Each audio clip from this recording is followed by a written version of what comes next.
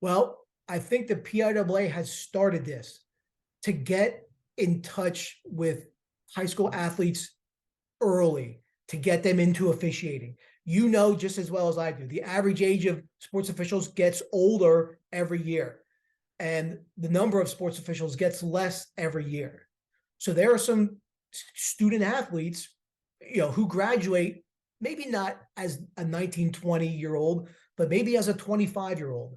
They're not going to get into coaching, or they're looking for, a fun, exciting, part-time hobby.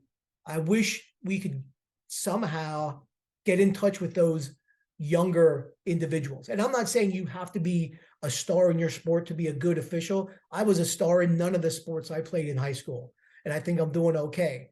So the PIAA has that new program where as a 17, 18-year-old still in high school, you can, work sub varsity or junior high games.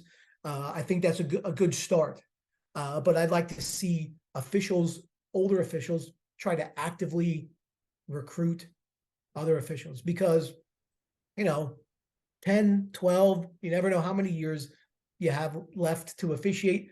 There's going to be even less officials if we don't resupply the numbers. What does it look like in 5, 10 years?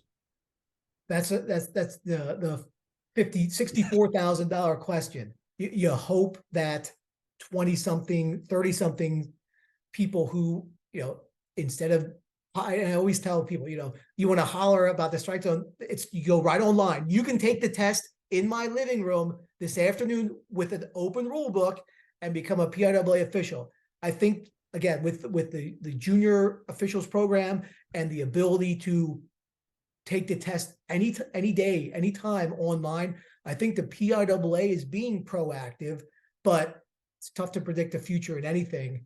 So I guess we'll see year by year. Right. Hey, I want to wrap this up. I first want to thank you, Bruce, for being the first guest on the Dr. J Talks podcast here. Mike, thank you for having me.